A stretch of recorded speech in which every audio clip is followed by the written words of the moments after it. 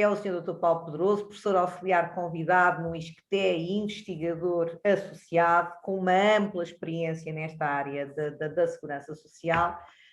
Já integrou governos, portanto, como Ministro do Trabalho e da Solidariedade entre 2000 e 2002, Secretário de Estado do Trabalho e Formação entre 1999 e 2001, Secretário de Estado do Emprego e Formação entre 97 e 99 e membro do Conselho Económico e Social entre 96 e 97, entre muitas outras coisas. Vamos aqui ser muito resumidos, porque é um extenso currículo, todo ele e uma boa parte dele ligada a estas áreas da segurança social. Portanto, muito obrigada, Sr. Doutor, por nos brindar e honrar com a sua presença para nos esclarecer aqui estas questões.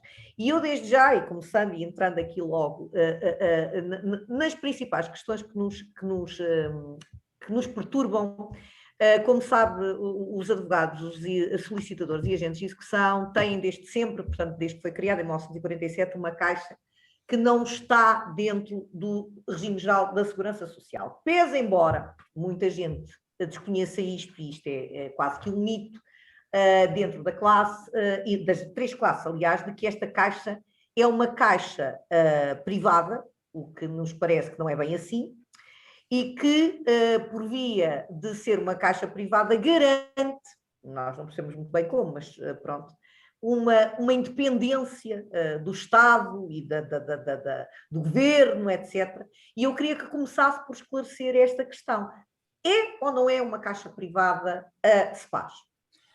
Muito obrigado, obrigado pelo convite, obrigado pela oportunidade e obrigado pelas palavras simpáticas sobre o currículo. Eu penso que quem quiser, e está na mão dos advogados, solicitadores e agentes de execução, fazê-lo agora, quem quiser fazer a escolha sobre o regime de segurança social tem questões a diferentes planos para ponderar. Portanto, o primeiro plano é qual é o regime de segurança social efetivo da SEPAS, a questão que a doutora me colocou. Temos que fazer um pouco de história, isto é, quando a Caixa de Previdência nasceu, ela era uma de muitas caixas de previdência. Portanto, havia uma lei da Previdência Social de 1935 que criou um regime que era um regime em que os grêmios, os então existentes grêmios, podiam organizar caixas de previdência por setor de atividade, os sindicatos podiam organizar caixas de previdência por grupos profissionais, e é nesta dinâmica de que as caixas de previdência nasciam numa base profissional que aparece a Caixa de Previdência de Advogados, julgo aliás que chamava só Caixa de Previdência dos Advogados à época. Sim.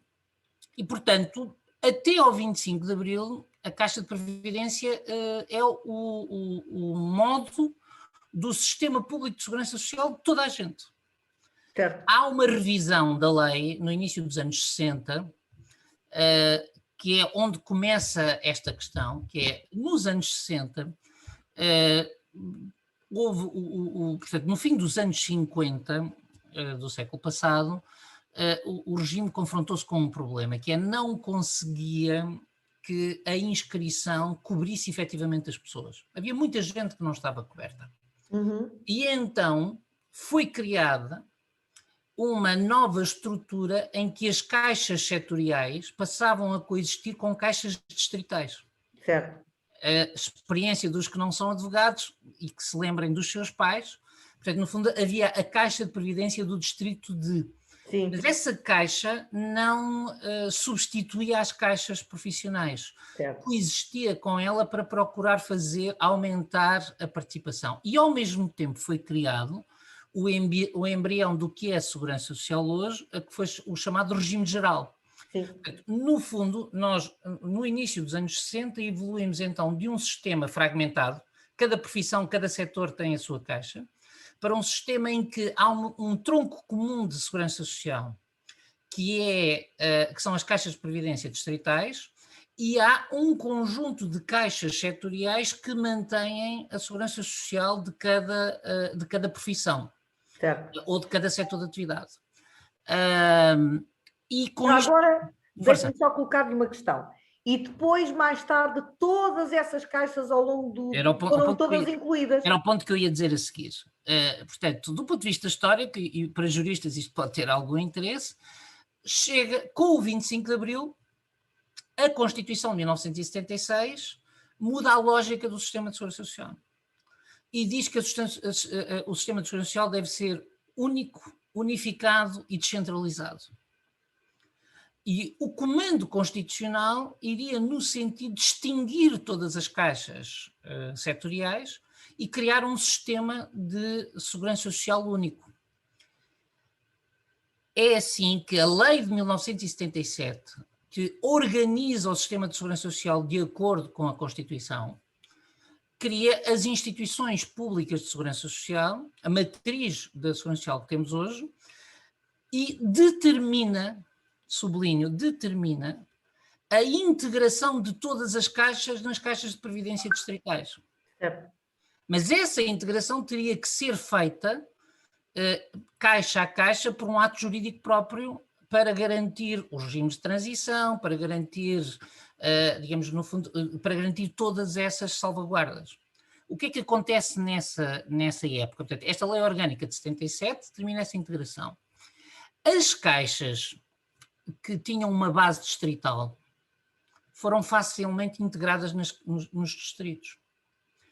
As caixas, e vão-me perdoar a frontalidade da linguagem, de profissões privilegiadas, sim. resistiram à integração. Ora bem, das mais fortes, das profissões mais fortes. E, portanto, a Caixa de Previdência dos Advogados usa esse poder, e agora até um bocadinho, digamos, de história política, e, portanto, pouco tempo depois do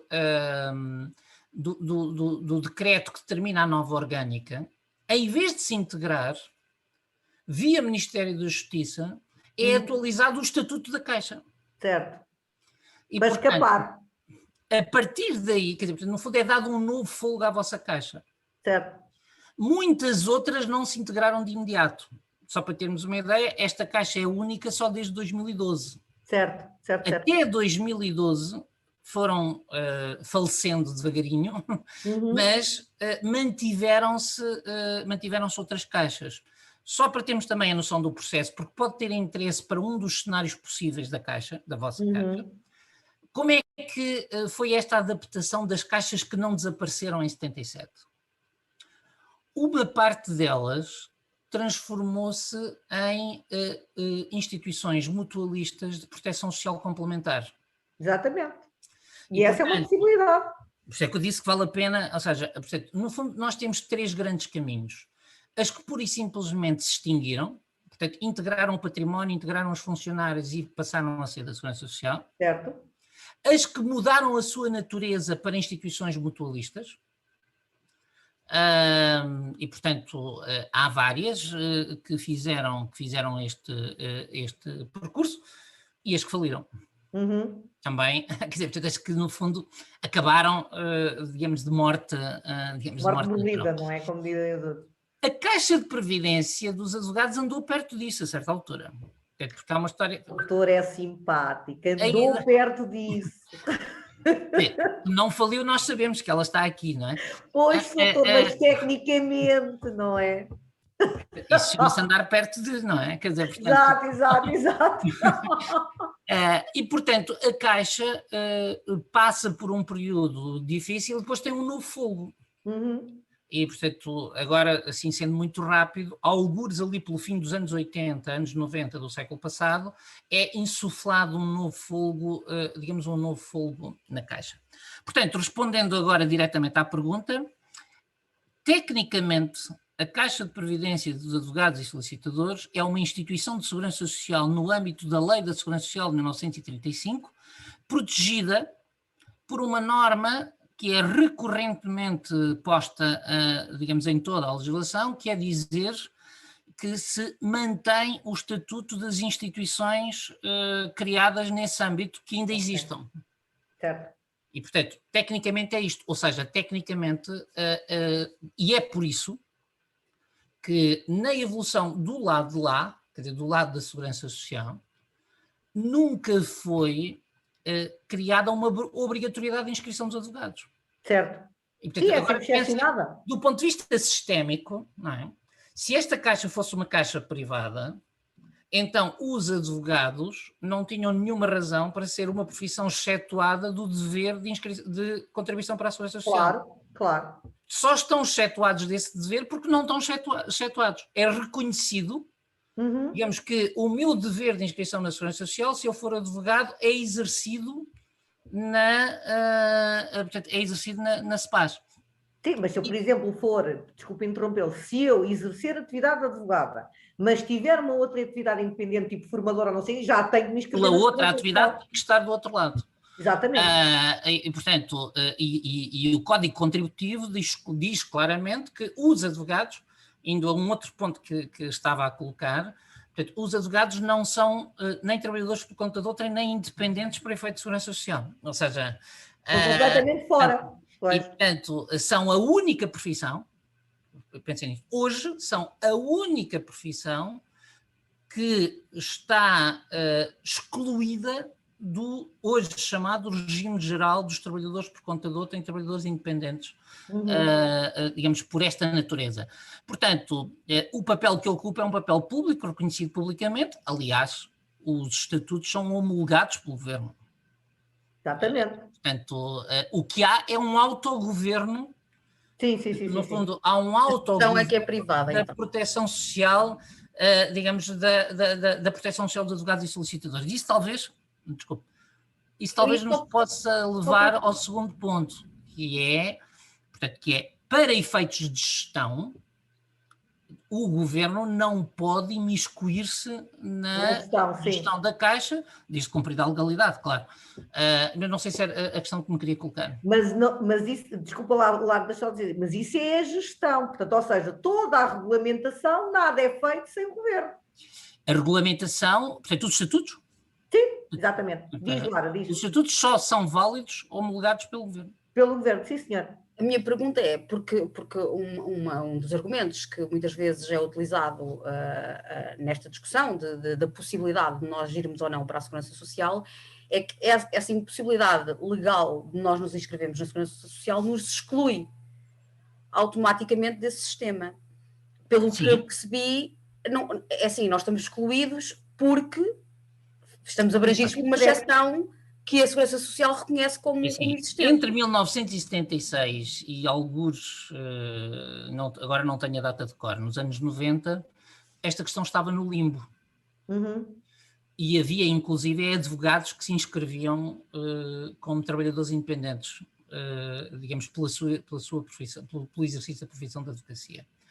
E, portanto, o que acontece é que do lado de lá, digamos assim, quando escreveu o Código Contributivo, institucionalizou-se o divórcio. Certo. Portanto, institucionalizou-se a separação de regimes. Certo. Portanto, criou-se, digamos, essa norma. E, portanto, se um dia decidir haver uma transição, do lado de lá essa norma tem que ser revista. Claro. Mas é alterada, como todas as leis. Digamos, o pacote da transição, até porque se um dia houver transição, e eu não escondo que eu acho que devia haver, e posso depois a seguir dizer porquê. Mas nós também, doutor. Mas no dia em que houver transição, há muita coisa que tem que ser negociada. Sim. Claro. E isso era a segunda pergunta que lhe faria. Ao longo deste tempo todo, que foram sendo integradas as várias caixas, isto também é outra coisa que assusta muitas pessoas, e tendo presente o artigo 63, o número 4 do artigo 63, parece-lhe possível que alguma vez as pessoas pudessem perder os seus anos de descontos e de carreira contributiva? Nem pelo artigo 63, mas nem sequer é preciso ir fazer proteção constitucional, quer dizer, porque mesmo a atual lei de bases da Seguridade e Segurança Social tem o princípio da tutela dos direitos adquiridos e dos direitos à informação. Portanto, esse princípio está estatuído na lei. Portanto, evidentemente que pode haver conflitos sobre o modo como se garante essa tutela. Portanto, evidentemente que aqui é um assunto que no dia em que se começar a sentar à mesa se tem que discutir. Claro. Mas há precedentes. E, portanto, eu acho que os precedentes, mesmo dentro da própria Segurança Social, há precedentes. Portanto, penso que não passa pela cabeça de ninguém, ficaria muito... Nunca ouvi ninguém defender o contrário. Portanto, não passa pela cabeça de ninguém que o princípio não seja o mesmo que foi usado, por exemplo, na integração da Caixa Geral de Aposentações, portanto, na integração dos beneficiários da Caixa Geral de Aposentações na Segurança Social, ou o mesmo que foi usado na Segurança Social quando se mudou a fórmula de cálculo da pensão. Claro. Que é a de que o período em que se descontou por aquela regra se mantém por aquela regra. Olha, tiveram mais sorte do que nós na CEPAS, não é? Porque o período que se manteve não conta, portanto, quem entrar depois... Eu ia falar disso lá à frente. Porque, ora bem... Repara, do ponto de vista, para quem é jurista, e eu não sou sociólogo, portanto sou só jurista amadora, no sentido de gostar de... Não, mas a proteção dos direitos parece mais sólida na Segurança Social do que na Caixa. Porque, no fundo, na Caixa há um conjunto de coisas que são meras decisões de gestão que, na Segurança Social, são atos legais. Como é evidente. Olha, por exemplo, o seguro de baixa médica, que agora foi oferecido, entre aspas, não é? Aos beneficiários que têm todas as contribuições em dia, excepcionados, por exemplo, as pessoas que têm acordos de pagamento em dia, que é uma situação de não dívida na Segurança Social. Exato. Naturalmente, este seguro tem uma duração de 1 ano e sujeito a renovação se a direção assim o entender e se quiser fazê-lo. Isso levanta outra questão, que é, entretanto, desde as caixas da Lei de 1935 até hoje, houve uma expansão das eventualidades cobertas pela Segurança Social. E essa expansão das eventualidades, por vezes é acompanhada por analogia na CEPAS e por vezes não é. Pois. E, portanto, o desenho dos benefícios, portanto, eu aqui acho que a Segurança Social, para esse efeito, terá também desvantagens, também vale a pena falar sobre elas, mas para este efeito, há uma questão, que é os aperfeiçoamentos na proteção social que têm a ver com a atualização digamos, e o cumprimento de padrões internacionais a que Portugal está obrigado por ter subscrito a Convenção sobre Segurança Social da OIT, a questões sobre portabilidade de direitos. Portanto, imagine, um advogado trabalha 20 anos em Portugal e a seguir vai trabalhar para a Espanha, como é que se integra na sua pensa e reforma-se em Espanha? Como é que isto se integra no seu percurso? Se for da Segurança Social, há um acordo, portanto, há um regime de coordenação e, portanto, há questões sobre a portabilidade dos direitos que ficam, digamos, ficam resolvidas automaticamente porque se aplica o regulamento da União Europeia para a coordenação dos sistemas de segurança social.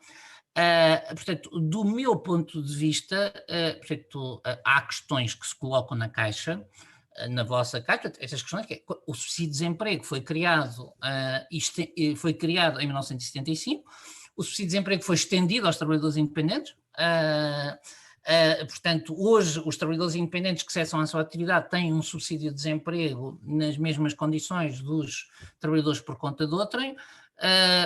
Os advogados que, portanto, por razões do estatuto, entram depois aquelas questões que são questões de direito laboral. É contrato de trabalho, não é contrato de trabalho. São questões de direito laboral, mas hoje para a Segurança Social isso não é relevante. Pois.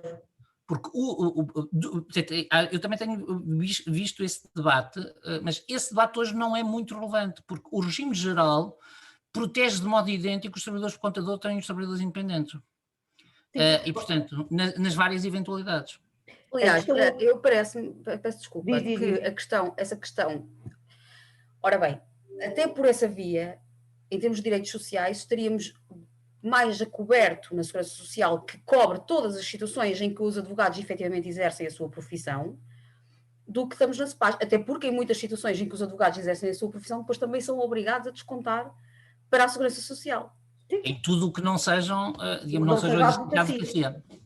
O que eu lhe queria perguntar, Soutor, é aqui relativamente, e o Soutor está a falar em termos europeus, mas eu por acaso trago-lhe aqui o exemplo nacional, que eu acho muito curioso, porque do lado da Segurança Social isso é assegurado. Portanto, imagine, eu sou advogada e estou a trabalhar durante 9 anos como advogada na SEPAS. Mas depois, farto-me disto, não é? Deus lá sabe porquê, e vou para a Segurança Social. Quando chego, com toda a glória, aos 66 anos e 7 meses, não é? Peço a minha reforma. A pergunta que lhe faço é: a Segurança Social considera ou não considera o meu tempo de descontos na SEPAS para cálculo da minha reforma? Eu salvo, digamos, confirmação, porque essas coisas podem mudar, quer dizer, mas o princípio neste momento é o da não integração, ou seja, você vai, quando formar a sua reforma, forma a sua reforma na SEPAS com os descontos que tem na SEPAS e na Segurança Social com os descontos que tem na Segurança Social.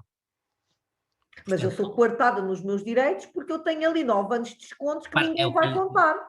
Não, mas vai-lhe contar para a sua reforma nos termos, só que não tem prazo de garantia, não é? Quer dizer, portanto, ou seja...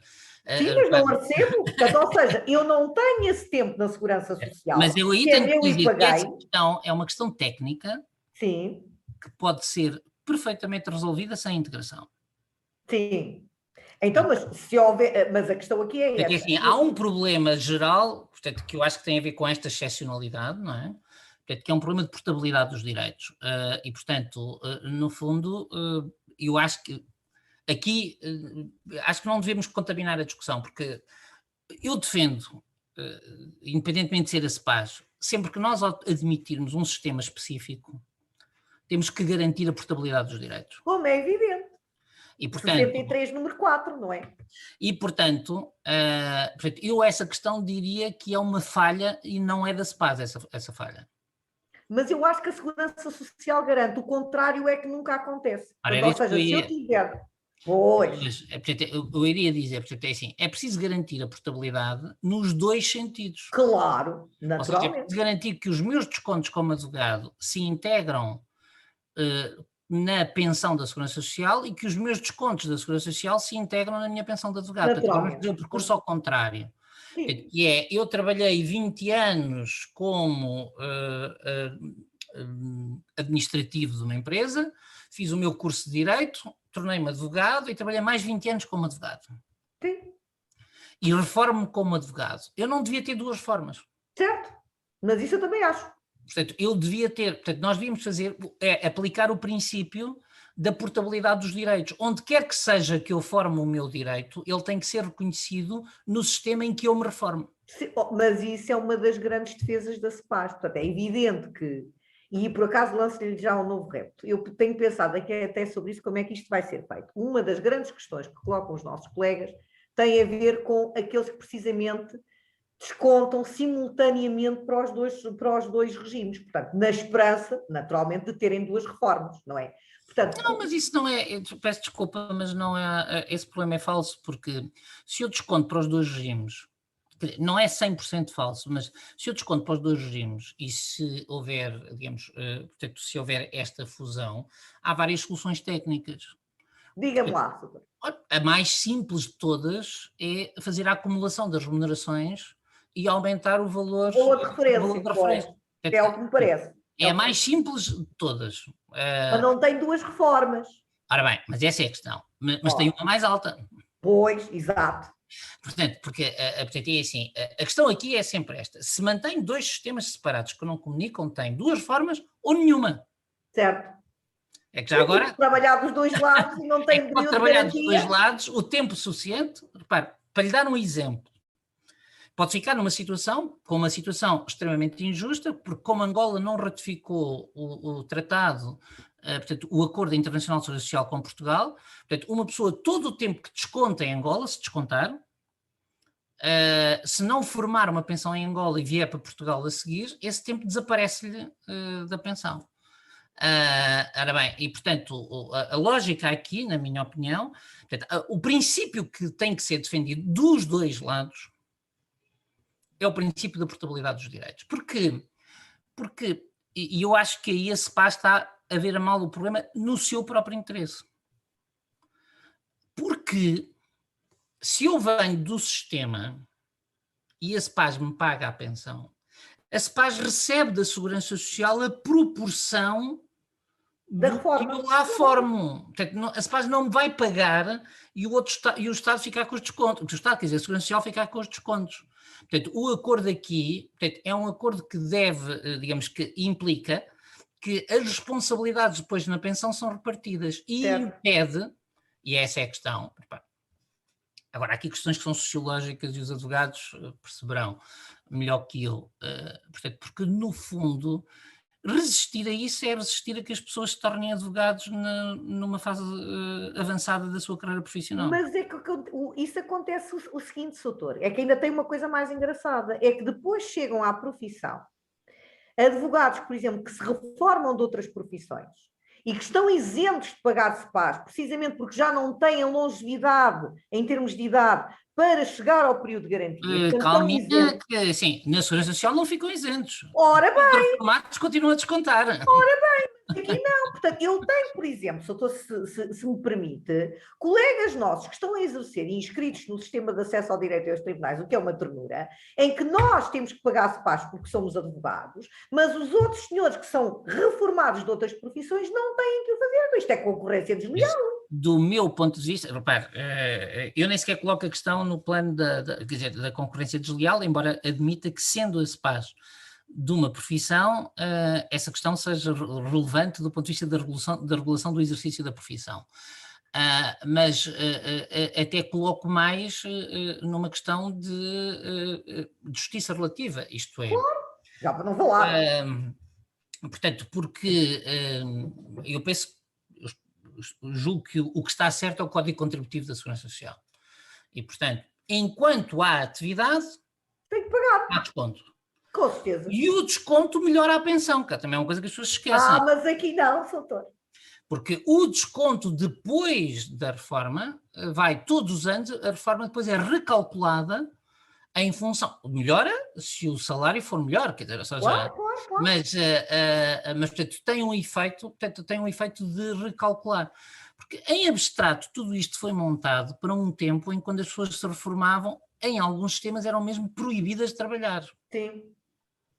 E, portanto, isto é uma adaptação. A Segurança Social não foi inventada para as pessoas trabalharem depois de se reformar. Sim. E deixa-me só fazer uma questão agora na sequência do trabalhar e do reformar. E uma das grandes questões também que é sempre colocada relativamente à SPAs e à Segurança Social é que nós na SPAs podemos estar doentes e continuar a trabalhar.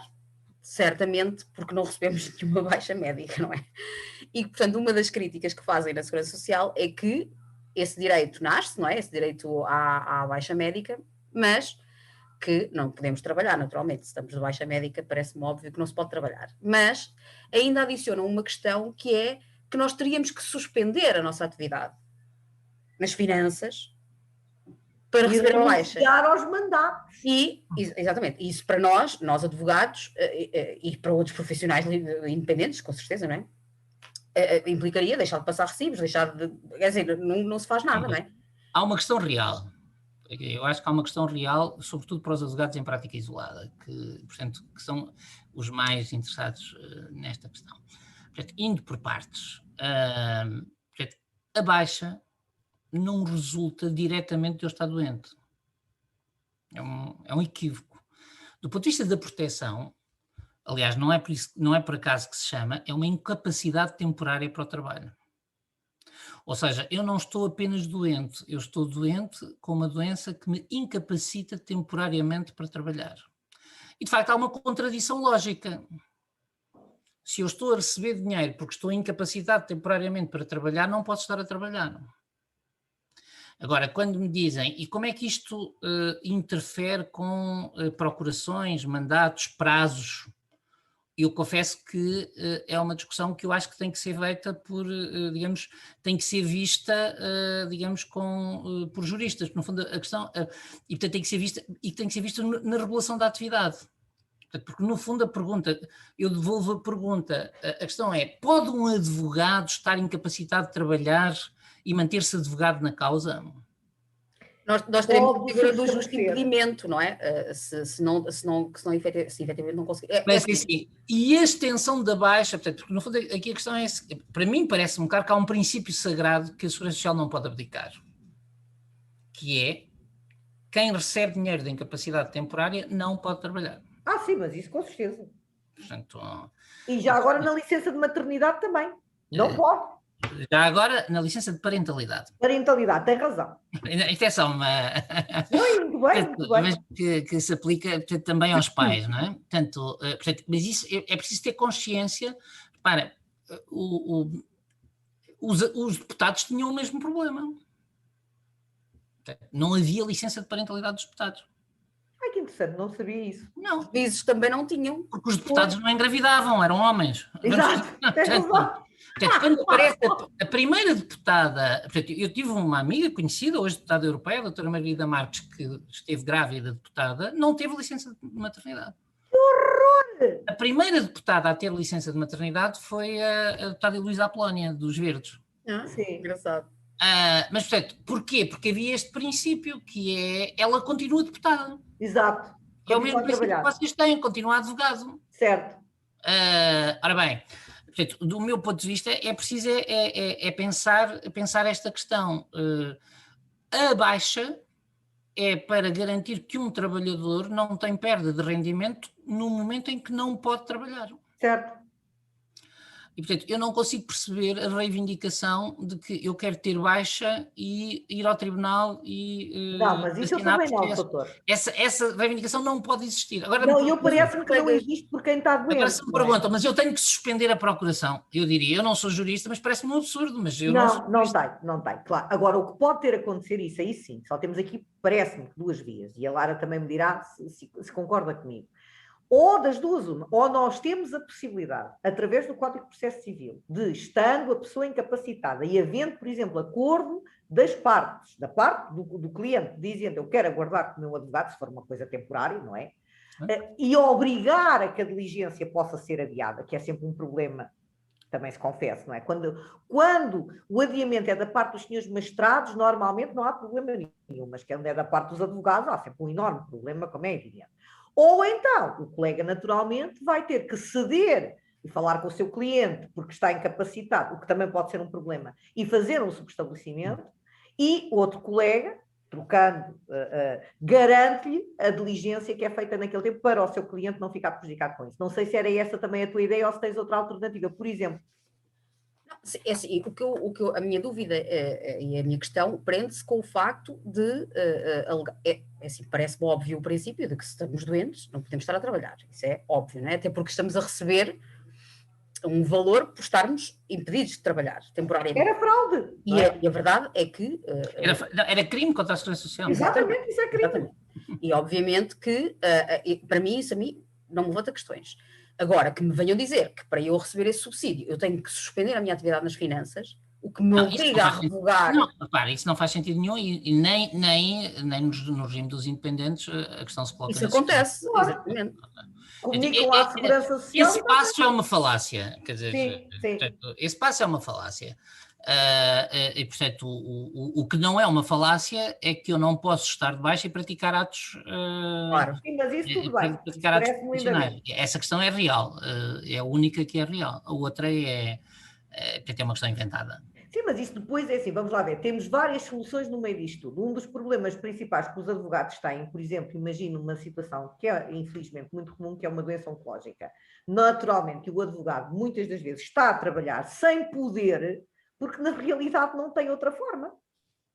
Indiscutivelmente, quer dizer, para, como é que deixa de trabalhar se não tem nenhum apoio da baixa médica? Os advogados deviam ser defendidos, ou seja, a incapacidade temporária é um exemplo de uma obrigação que Portugal tem ao subscrever a Convenção da Segurança Social da Organização Internacional do Trabalho, a que a vossa profissão no fundo está eximida, digamos assim. Portanto, se Portugal não tivesse esta proteção, levava uma queixa na OIT. Pois, doutor, e acho engraçado outra coisa gira, é que agora criaram, por exemplo, este seguro de baixa médica, que eu acho interessantíssimo, e este seguro de baixa médica, por exemplo, que não garante, portanto, direitos às pessoas que estão a cumprir um acordo de pagamento, mas, por exemplo, garante aos reformados, que é outra coisa engraçada na Segurança Social. Isso são atos de gestão. Assim, a questão aqui que está em causa, desse ponto de vista, é que essas figuras destes seguros, do ponto de vista de modelo, é uma subversão do modelo de segurança social português.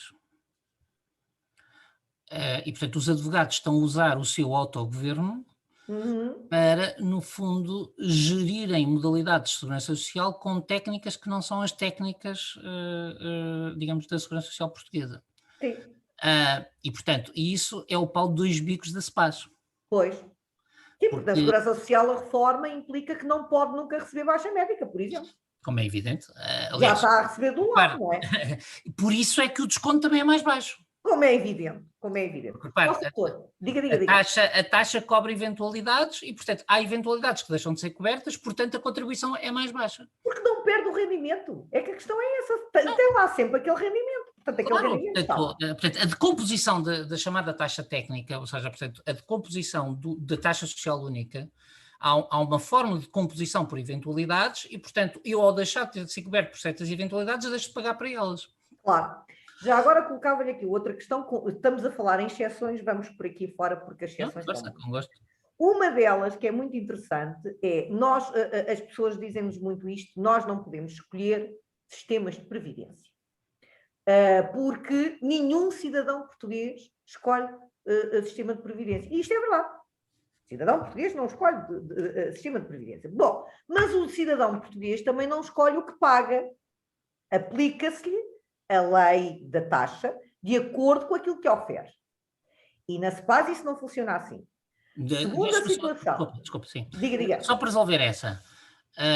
Mas o problema não é tão essencial como parece. Na Segurança Social não é assim hoje, mas já foi. Mas agora não é. Porquê? Evoluímos. Eu acho que evoluímos. É uma decisão política com a qual eu estou completamente de acordo, mas no fundo há aqui uma questão que é o chamado princípio digamos, da contributividade e que tem a ver com isto. Repare, se eu ganho 5.000 euros e desconto por 700, eu estou a subverter o funcionamento da Segurança Social. Exatamente. Estou a jogar póquer, até posso ganhar e posso perder, mas no fundo também estou a pôr em causa os pressupostos, porque o pressuposto da Segurança Social é a colocação em conjunto dos riscos, Como é é a evidente. mutualização dos riscos. Não, e proteger aqueles que têm menos, não é? Porque podem pagar menos. Por isso é que eu estou a dizer, nós estamos numa lógica de mutualização do risco, eu no fundo estou a eximir-me à mutualização do risco. Sim.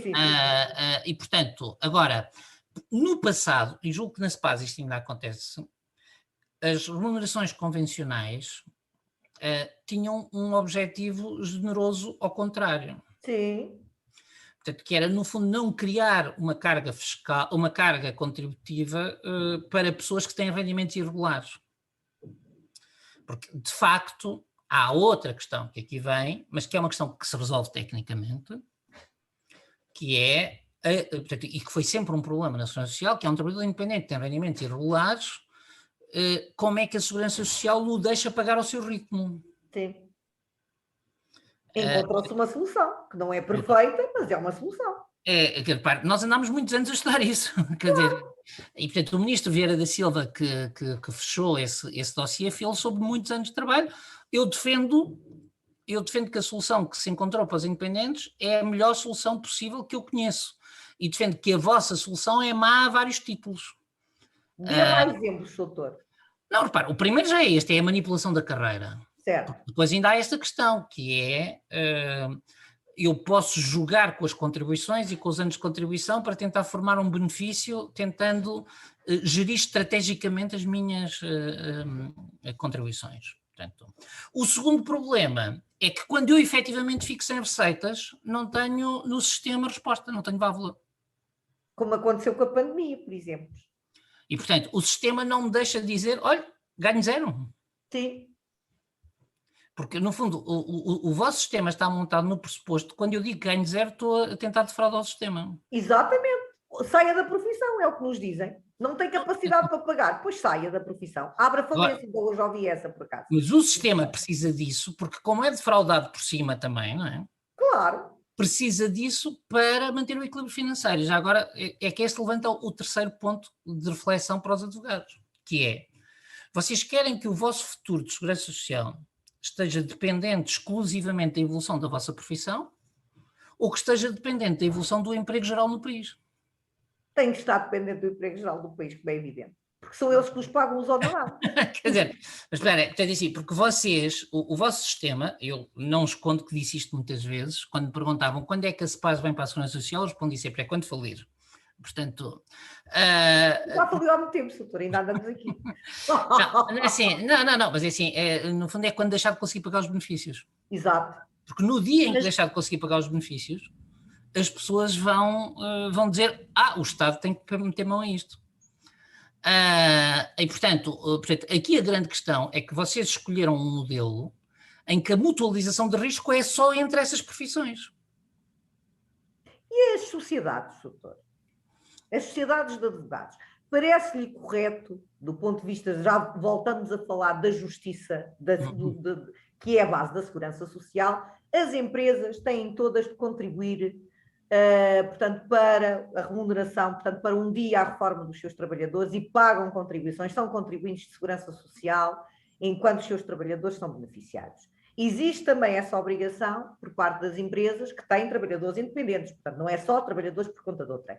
Quando existe uma remuneração, pelo menos de 50%, o chamado trabalhador independente em situação de dependência económica. Ora bem, são obrigados a pagar. As sociedades de advogados, curiosamente, não. Ainda recentemente ouvimos uma dizer que tinha faturado, não sei se era 30 milhões, portanto, paga a segurança social das secretárias, mas não paga dos seus advogados e pode, por acaso, mas isso já é outro problema que tem a ver com... A resposta cínica é os advogados é que aprovaram essas regras. Pois, não, mas não, ó, doutor, o problema é verdade, na Assembleia da República será assim, mas isto não é justo, isto não é correto. Aí estamos num princípio que é o autogoverno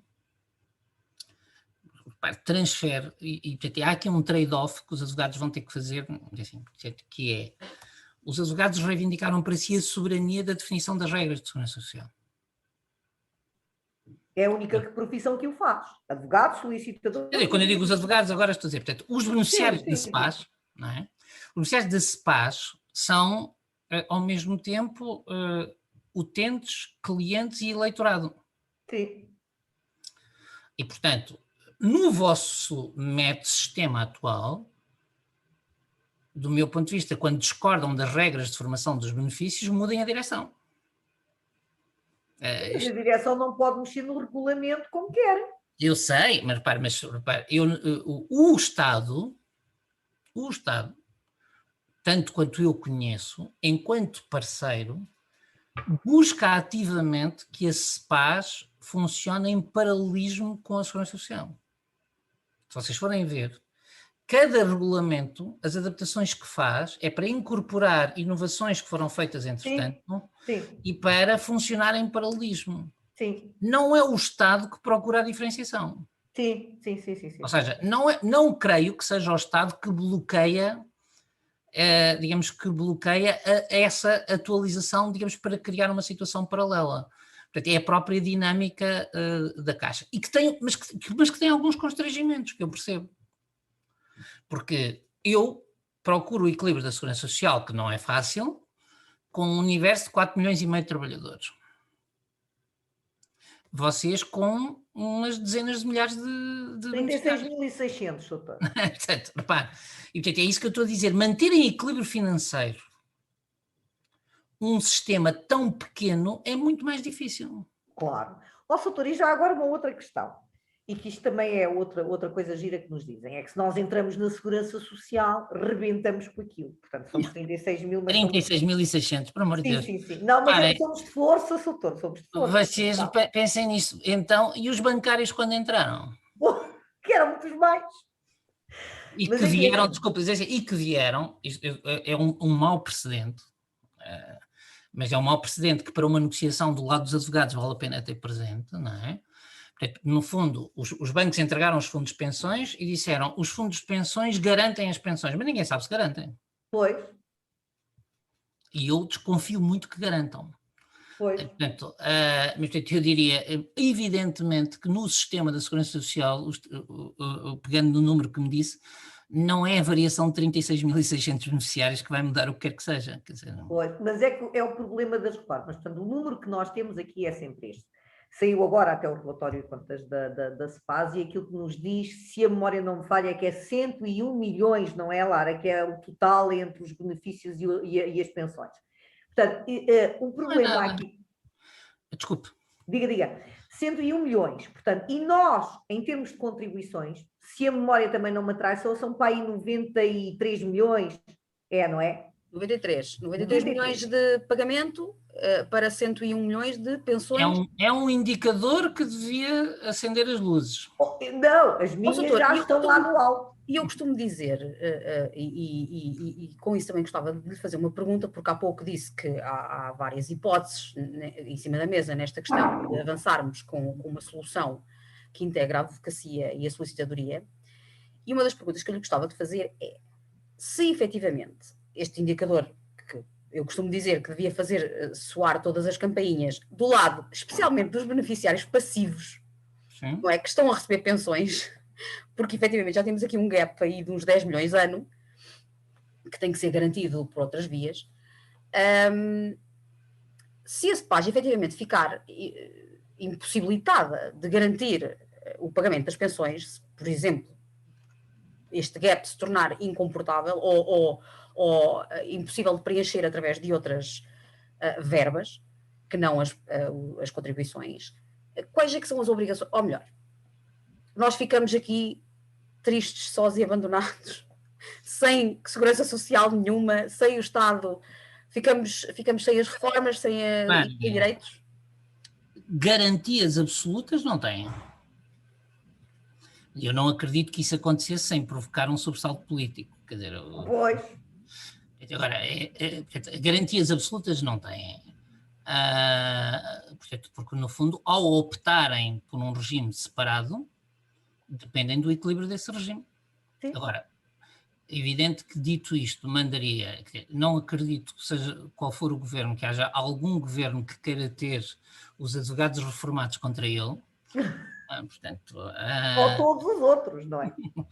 E, portanto, evidentemente que no dia em que isso acontecer, e não é, na minha opinião, é mesmo assim que se coloca a questão, no dia em que isso acontecer, se o assunto não tiver sido resolvido antes, vai ter que haver uma integração de emergência. Não foi por acaso que eu usei o exemplo dos bancários. Sim. Foi o que na crise de 2009 se fez para tentar salvar a banca. Exatamente.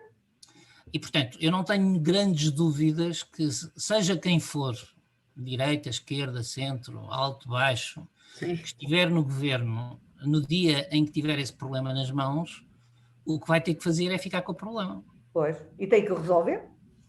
Até porque, repare, há uma garantia, no fundo, o Estado, e voltamos à questão, porque é que não são privados? Por muitas razões, incluindo, por muitas razões, já está discutido o enquadramento legal. Certo. Mas o Estado também não vos deixou ser privados, porque vocês não são inteiramente livres de formar as vossas regras. Certo. E, portanto, eu não sendo advogado, não creio que seja preciso ser jurista para perceber que se eu tenho um sistema de regras que o Estado tutelou e me leva ao desastre, há garantias do Estado. Sim. Sim, até porque eles tutelam, não é? Portanto, a tutela é deles. E, portanto, o que acontecerá quando alguém no Estado achar que as luzes estão suficientemente vermelhas é, muito provavelmente, resolver. O primeiro passo há de ser, na minha opinião, e agora vejam isto na seguinte lógica, que é, o primeiro passo normalmente é o passo de uma regulação mais proativa. Reparem, tocaram os alarmes nos sistemas mutualistas, meteu-se as associações mutualistas a ser reguladas pelo Instituto de Seguros. Sim. Portanto, vocês hoje têm uma regulação que é muito distante. Sim. E como se procurou aquela história do privilégio, os ministros da Segurança Social não querem nem ouvir falar da CEPAG, não é? Sim. Todos eles integralmente. Não é? Quer dizer, portanto, eu até gostava muito do então Presidente da CEPAG, até unir para um grupo de trabalho, portanto, sobre um outro ramo, que é, já agora, para um dia, quando as pessoas quiserem perceber assim, reparem, há outro ramo que teve uma história completamente diferente dos outros ramos de proteção, mas esse teve para todos, que são os acidentes de trabalho. Sim. É o único ramo da proteção social em Portugal que é garantido por seguros privados. Sim. que é um seguro Sim, mas privado com regras iguais para todos. Não, mas é um seguro privado obrigatório. Sim. Mas é uma técnica completamente distinta, digamos, no fundo são as duas exceções no nosso sistema. Mas, portanto, a mim parece-me que há uma responsabilidade pública pelo equilíbrio do sistema, porque o Estado, ao autorizar as vossas regras de contribuição e de benefícios, corresponsabiliza-se, se não juridicamente, corresponsabiliza-se moralmente, digamos assim, e, portanto, mesmo os sistemas privados, repara, o Chile, aqueles exemplos, os fundos de pensões não podem falir. Quando vão à falência, o Estado assume-os. E, portanto, eu aí poderia estar em contralinha com o meu argumento, que é, se os beneficiários da CEPAS pensam que o sistema é mais generoso que o geral, eu acredito que aqueles que conseguirem chegar aos benefícios não os vão perder. Uma coisa que eu, assim, incluindo a pessoas que eu admiro e respeito e que são pessoas públicas, que são advogados reformados, portanto, é o medo pelas suas pensões. Reparem, aquelas pensões são desproporcionais face às pensões que se fizeram com os mesmos rendimentos na Segurança Social. Claro. Mas nunca ninguém pôs em causa pensões formadas em Portugal. Como é Nem o evidente. Tribunal Constitucional deixaria. Como é evidente. Mas isso faz algum sentido. Aliás, e se quanto a esse receio, eu diria, se alguém tivesse esse receio, o acórdão do Tribunal Constitucional sobre a tentativa de baixar as pensões de funcionários públicos do governo Passos Coelho, Sim. Acho que as desfez. Sim. A pessoa também poderia ser, então, mas isto cabe na cabeça de alguém. Então a pessoa é reformada com aquele valor e depois retiram-lhe o valor. Olha, espera lá, isto a gente agora mudou as regras, vamos cá aqui falar na sua... Mas nós até já temos, repare, já tivemos uma tentativa política de o fazer. Sim. E não correu bem. E chumbou no Tribunal Constitucional. E estava habilidosamente sustentada, porque estava sustentada no princípio, precisamente que havia uma desigualdade na formação do benefício. Sim. Pois, mas eu percebo isso perfeitamente. Aliás, nem faria sentido. E já agora, em paralelo, não é, a esta questão da falência, não é? E quais é que seriam as responsabilidades do Estado, por outro lado, se formos caminhar no sentido de transformar a CEPAS numa segurança social versão 5.0, se faz sentido termos dois sistemas que se convergem de tal forma que se tornam idênticos, não é? Ou muito, muito similares. Neste momento, o cálculo das reformas sabemos que já sofreu uma aproximação muito grande ao cálculo da reforma da Segurança Social. A CEPAS... Atenção, e sem salvaguarda dos direitos até ali formados, não é? A CEPAS salvaguardaram o cálculo da mas a vossa fórmula foi publicada retroativamente, creio. Não? Sim. A da Segurança Social não foi, atenção. Sim, sim. Mas aproximando, tendo em conta que... A mudança da forma de cálculo em 2001, que fui eu que fiz a primeira, depois foi acelerada em 2002, fui eu que fiz e depois foi acelerada em 2007, mas todos os descontos feitos até 2002 ficou salvaguardado que intervém na formação das pensões do mesmo modo, digamos, após a alteração da forma de cálculo. Exatamente. Mas na CEPAS também está salvaguardado os descontos até 2015. Tem um cálculo diferente. Até ao ano da corte. Então, sim, eles aplicam lá umas fórmulas conforme... Sim, mas depois levas com o princípio da sustentabilidade e diminuíram-te a reforma na mesma. Aplicam uma taxa de sustentabilidade. Se reformar antecipadamente. Não, doutor, é assim, eu tinha uma reforma prevista, quando me reformasse aos 65 anos, de 700 euros e reduziram-me para 500. Mas uma reforma prevista, desculpe, agora fazer eu de jurista, não sendo jurista, mas quer dizer, o nosso sistema não tem, ou seja, uma reforma, vamos ver, um direito quando está em formação ainda não está formado. Pois, eu sei, doutor, eu sei. Eu tenho lá as previsões guardadas religiosamente. Não, mas isto tem a ver com esta mas eles aplicam uma taxa de sustentabilidade. Eles vão aplicando todos os anos até à idade da reforma, não é? Sim. Mas o que eu perguntava é, tendo em conta esta aproximação de regimes, e o Sr. também já disse que cada alteração que é feita é nesse sentido, se fará sentido... imaginando num futuro não muito longínquo que esse par se aproxime da Segurança Social no sentido de passar além do cálculo da reforma ser igual, passar a atribuir o subsídio de parentalidade, o subsídio de doença, tudo o que a segurança, se isso fosse possível, em termos teóricos, não é? Se ainda assim, qual é que era o sentido de mantermos duas caixas, ainda assim, não é? Paralelas e iguais. Só há dois argumentos, na minha opinião, um funciona a favor, outro funciona contra, mas há dois argumentos. Portanto, um é que, o vosso sistema é um sistema parcialmente financiado, isto é um sistema em que o dinheiro que eu recebo de contribuições hoje não vai todo para pagar pensões hoje. Portanto, eu tenho, tenho um património que gera rendimentos. Certo? E, portanto, manter a caixa separada tem um privilégio para os advogados, que é o privilégio de decidirem a sua política de investimentos. E, portanto, se eu confiar que os advogados são melhores a gerir o seu património do que o Estado, esse princípio favorece-vos. Portanto, o autogoverno coloca-vos numa perspectiva que é a componente que, em termos técnicos, é chamada componente financiada, portanto, a componente que é a rentabilização de património, se for para o Estado, é gerida no for para o Estado, não, se for para a Segurança Social Pública, é gerido no âmbito de tudo, sim. Globalidade, portanto, o que era normal era ser transferida para o Fundo de Estabilização Financeira e, portanto, ser o património gerido, digamos, para a globalidade do sistema. E, portanto, vocês podem achar que conseguem melhores condições de rentabilização dos ativos do que o Estado. Isso. Do outro lado, portanto, independentemente de eu achar que isso no mundo de hoje não é assim, porque nenhum microfundo consegue ser melhor gerido que um macrofundo, não é? Até porque não é, repare, hoje o Estado não gera, eu não conheço os pormenores da vossa gestão, mas provavelmente vocês também não gerem, portanto, muita desta gestão depois é concessionada, há contratos de gestão, e portanto, no fundo, o modo como podem negociar é limitado, mas ok, o princípio geral é, aí vocês mandam e podem definir a política. Certo.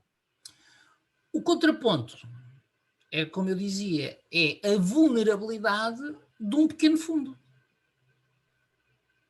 Sim, que isto acaba por ser um pequeno fundo, não é? Mesmo sendo 500 parece milhões... muito, mas é um pequeno fundo, quer dizer, porque nós estamos a falar, quando há bocadinho falavam de 100 milhões, nós temos que ter a noção de que a Segurança Social funciona na ordem das dezenas de milhares de milhões. Exatamente, doutor, exatamente. Então, é esse, digamos, esse pacote que está em causa. Mas não nos desfaça o mito, nós somos capazes de abanar os alicerces da segurança social. Quer dizer, o impacto nem no sistema previdencial, quer dizer, o impacto financeiro da CEPAS no sistema previdencial é negligenciável, portanto, ou seja, não é essa a questão, do meu ponto de vista. Mas dizem-nos muitas vezes que o governo não nos quer porque tem medo de que... Assim, eu não posso falar pelo governo, Sim, imagino que não. Mas aposto que o governo vos quer. Ai, Deus o ouça, doutor. Olha, diga-me já agora uma outra coisa nesta matéria. Portanto, estávamos a falar aqui da integração, da reforma, do património, isto partindo do pressuposto que havia uma integração total. Relativamente ao problema, por exemplo, das dívidas, existem hoje inúmeros colegas nossos que têm uma dívida considerável à CEPAS, uma parte dela completamente irrecuperável, porque a deixaram a prescrever, a outra que ainda é recuperável. Os nossos colegas, uma das coisas que nos dizem é que realmente, em termos negociais, até aí, não é? Até aí, a Segurança Social consegue ser mais complacente, e olha que a Segurança Social sabemos nós que não é meiga nessas coisas. Há muitos anos que não ouvia dizer que a Segurança Social era complacente. Mas em matéria de negociação e de proposta, especialmente agora neste tempo de pandemia, doutor, até a autoridade tributária, doutor, que nós sabemos que nós nos livramos muito mais depressa de um processo de crime do que um processo tributário.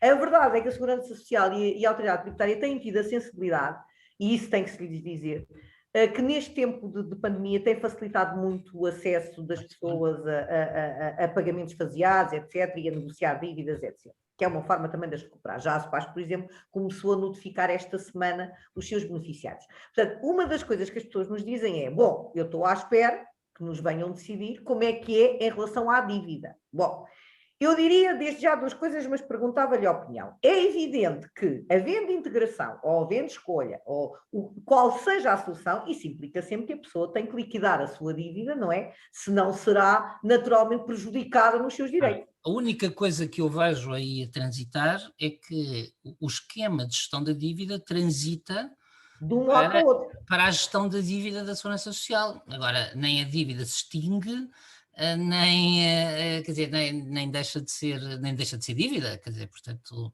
eu aí não vejo com franqueza, quer dizer, não vejo qual é a questão, portanto, o que pode haver é um raciocínio sobre eficácia comparativa Sim. da gestão da dívida e um raciocínio sobre orientações. E, portanto, a maneira como depois a gestão da dívida é feita, quer dizer, obviamente que o sistema, atendendo às experiências do passado, no dia em que houver a transição vai manter trancado o que é diferente. Ou seja, e, portanto, no fundo, cria-se uma linha de demarcação e o que está para trás continua a ser gerido pelas regras do que estava para trás, não é? Certo. Muda é as mãos do gestor. Aliás, até pode nem mudar fisicamente, até pode ser. No passado, um dos grandes problemas da integração de 77 era a integração do pessoal, porque as caixas tinham muito pessoal. Sim, sim, sim, sim. E, portanto, esse problema também se há de colocar. Mas os funcionários da SEPAS vão com muito gosto para a Segurança Social, imagino eu. Pronto, mas é assim, portanto, até pode ficar nas mesmas mãos, portanto, mas esse é o tipo de coisa que tem que ser. Mas isso era outra coisa que não me parece colocava a questão. estratégico, sinceramente. Isso, partindo do pressuposto, imagino, ganha o sim. Quando nós fizemos esta proposta, e isso também há que desmistificar um pouco, nós fizemos esta proposta de referendo, era precisamente isto, decorre, e a Lara vai-me aqui secundar, de uma reunião que tivemos com o senhor secretário de Estado da Justiça na altura, e que nos disse que nós tínhamos esta caixa porque queríamos essa caixa. E nós ficámos perplexos. Não é verdade, porque nunca ninguém de facto perguntou aos advogados se quer esta caixa. Na altura, o senhor secretário de Estado, muito bem, disse-nos, pois, mas vocês têm eleições, está bem? A gente tem eleições, para já, nem todos votam, mas de facto nunca ninguém perguntou à classe se de facto queria manter este sistema e se fazia sentido manter este sistema. E portanto, se calhar era importante saber, porque isso é outra coisa que eu acho que também tem que ser desmistificada, que as pessoas colocam a Previdência e a SEPAS como se fizesse parte da identidade da profissão, e lamento, mas não é, não faz parte. Previdência não se confunde com o estatuto profissional. A Previdência existe para prevenir a falta de meios de subsistência em momentos específicos e em termos de assistencialismo ao trabalhador, ao cidadão, naquilo que necessita, não tem a ver, portanto, se há uma exceção à sua profissão. Portanto, eu sou advogada, como podia ser arquiteta, como podia ser, enfim, engenheira civil, e, portanto, a minha profissão é regulada, continua a ser regulada pela Ordem dos Advogados, continua a ser um trabalhador liberal, mas tenho a minha previdência pública, aliás, como acontece na maioria dos médicos. Claro, exato. Como acontece na maioria das caixas europeias, e ninguém perde cá independência. Aliás, doutor, e já agora, os próprios órgãos de soberania, caramba, então os juízes não são pagos pelo sistema público nas suas reformas, então estão aqui condicionados, ou os deputados, ou os ministros, vão pensar assim, eu agora não vou fazer isto, porque um dia depois corta uma reforma. Isto é ridículo, este tipo de pensar. Mas, tirando, portanto, aqui esta situação de nós pensarmos, perguntarmos, agora há o resultado do referendo. O referendo vai ter imagino, se diz que não, encerra a discussão. Portanto, não se vai fazer mais nada, fica como está, é como se eu estou a dizer muito bem, é até cair de podre. Portanto, se um dia acontecer, lá vamos todos. Não sei quando é, mas sei qual é o pressuposto. Mas eu também sou toda. Aliás, eu tenho cá uma ideia, um feeling, que é quando eu me reformar dentro de 15 anos, cá estou eu para perguntar como é que isto aconteceu. Se ele tivesse a jogar póquer, não dava 30. Não, mas eu não tenho dúvidas, eu aos 15 eu vou lá bater, vai ver, é quando for a minha que eu depois vou perguntar como é que isto está. Mas a questão aqui é esta, vamos para o sim. É evidente que nós vamos ter todos que nos sentar à mesa das negociações e perceber como é que vamos fazer isto. Tem que fazer um acordo de integração e eu tenho ideias sobre como é que isso se faz. Então temos ideias. Não, há muitos precedentes. Quer dizer, portanto, eu diria que, portanto, eu se estivesse do lado da Segurança Social, a primeira coisa que fazia era assegurar-me do valor real que a Caixa tem de património. Isso é tão interessante de saber. Não, Se calhar fazer uma auditoria. eu fazia uma auditoria. Pois, nós andamos a pedir lá muito. E eu não estou a dizer que há nenhum erro. Não, mas eu também não. Eu estou a dizer assim, porque isso é muito importante. Claro. Portanto, se eu estivesse do lado da Segurança Social, portanto, eu queria saber o que é que eu herdo. Sim. Portanto, que ativos é que eu trago e que obrigações é que eu recebo. Sim, senhora. Pronto. E agora acrescento, se eu estivesse do lado da Segurança Social, se eu achasse que havia um desequilíbrio, eu obrigava o Ministério das Finanças a ficar com ele. Que foi o que fez o Ministro Vieira da Silva com os bancários. Muito bem, doutor. Eu parece-me lindamente. Porque repare que os bancários foram integrados, mas não foram. Isto é, como o Ministério das Finanças dizia que os fundos estavam devidamente financiados, muito bem. Então o Ministério das Finanças ficou com os fundos e com as obrigações. A Segurança Social para aqueles funcionários é uma tesouraria. Portanto, a Segurança Social recebe dinheiro para pagar. Certo. E o resto que falta vai ao outro lado. Não falta nada, portanto... Ali. Quer dizer, portanto, não falta nada, portanto o Ministério das Finanças ficou com a fortuna e aprovisiona a transferência. Certo. E, portanto, eu diria assim, se um dia as senhoras doutoras à frente da CEPAS me aparecessem, eu dizia, vamos chamar o Sr. Ministro das Finanças. Sim. Vamos auditar e vamos fazer um cenário seguro para todos em 2 passos. Seguro para todos.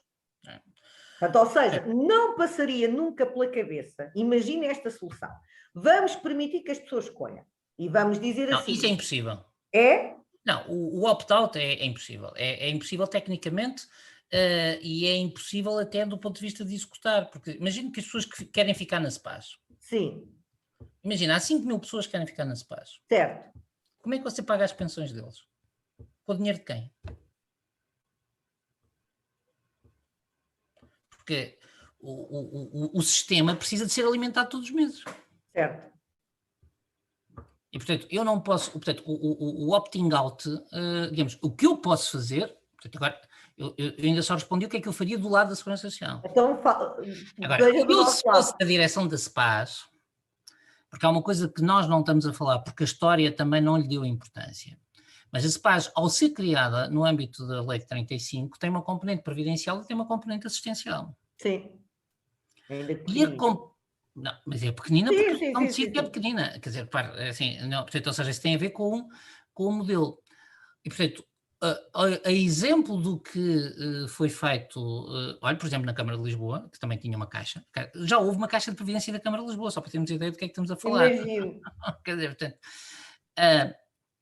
eu diria que as obrigações que o sistema de segurança, que o regime geral cobre, vão. E as pessoas ficam na CEPAS como sistema complementar. Certo. Parece-me lindamente. Isso e é, aliás, a melhor solução. De pensão. E aí já podem descontar. Repara, nós estamos a funcionar como funciona uma associação mutualista ou um fundo de pensões. Certo. Mas isso é o que eu acho que é o futuro da CEPAS, se nós optarmos. Para mim, a solução ideal para toda a gente é a transformação da CEPAS numa instituição de proteção social complementar bem gerida, que possa permitir, digamos, então, a segurança que o sentido de privilégio que os advogados querem para si próprios estejam dispostos a financiar. Exato. Olha, parece-me lindamente, doutor. E, portanto, se eu digo assim, eu não quero um advogado mendigo, ótimo, então os advogados ricos pagam para que não haja advogados mendigos. Parece-me tão bem. Agora, eu não quero... É justo. É solidariedade interprofissional. É solidariedade profissional, quer dizer, portanto, ou seja, e portanto, do meu ponto de vista, portanto, a CEPAS não tem que morrer. Se o vosso sim ganhar, a CEPAS não tem que morrer. Sim, mas nós também achamos o mesmo, não é? O que teria que morrer é a proteção social obrigatória a ser feita no âmbito da CEPAS. Essa é, do meu ponto de vista, a questão. Agora, o opting out é tecnicamente inviável para a própria CEPAS. Certo. Porque... Mas a questão aqui é esta. O que eu queria que ficasse aqui assegurado é assim. É impossível. Perante um sim, aquilo que me parece é que o poder político tem que olhar para isto, definitivamente, e nós também. E temos que encontrar a melhor solução possível não deixando ninguém, portanto, ou seja, nem obrigando as pessoas a estarem numa coisa que não querem, nem forçando os outros a irem para uma coisa que não querem. Temos que encontrar uma solução para toda a gente. E eu, usando uma expressão, diria, essa integração pode ser complicada, mas não é complexa. Isto Ora, quer dizer, pode ser complicada porque há muita coisa que tem que ser discutida. Portanto, há pessoal, há património, há avaliação das obrigações, etc. Mas é processualmente simplificável e há precedentes para todos os gostos. ora, ótimo. Isso é que Portanto, tem os precedentes da integração simples, é o que se fez com as caixas de 67, que é, não queremos saber, dá cá isso e a história começa aqui. Até aos precedentes de coisas negociadas em que, no fundo, há uma pergunta, no fundo, qual é a pergunta que fica? Que é, o risco de insustentabilidade fica com quem? Com o Estado. Mas é que o Estado, para esse efeito, não é uno. Portanto, no fundo, num negócio desses, o risco de insustentabilidade vai ter que ser localizado num de 3 polos ou repartido entre eles. Na profissão, na segurança social ou no orçamento de Estado. Sim, mas claro, mas isso é o que acontece também com a segurança social, o orçamento de Estado. Não, é que essa é a questão, é que a segurança social é autofinanciada, o regime previdencial é autofinanciado. Sim, mas muitas vezes o orçamento de Estado acoda à segurança social. Não pode, quer dizer, acudiu provisoriamente, não a ver, o nosso modelo, as contribuições, o nosso regime previdencial continua a ser, em regra, superavitário. Quando é que não foi superavitário? Portanto, quando é que teve déficit? Nos anos da crise. Sim. E nos anos da crise tinha um fundo de estabilização financeira que permitia, sem pedir dinheiro ao Orçamento de Estado, cobrir esse déficit de longe. Mas já agora, Soutor, desculpe interrompê-lo, porque ainda bem que toca nesse ponto, porque este é outro mito. A Segurança Social está falida. Isso é um mito. Se quiser, podemos fazer uma conversa longa sobre. Essa questão tenho estudado. Então, diga-me. Portanto, a resposta é: a Segurança Social tem exercícios, em regra, positivos. E positivos mesmo sem falar com os ativos. Quando estou a falar da Segurança Social, estou a falar do regime previdencial, que é o que é comparável. Portanto, o regime previdencial tem um rácio contribuições-benefícios que tende para ser superior a 1. Há anos em que não é. Okay? E tem um fundo de reserva, portanto, o chamado Fundo de Estabilização Financeira da Segurança Social. E tem projeções sobre o seu equilíbrio de longo prazo. É verdade que essas projeções hoje nos dizem que, algures entre 2030 e 2050, a Segurança Social vai entrar em déficit e consumir o fundo. E ficar com um déficit que se estima andar em 0,5% a 1% do PIB.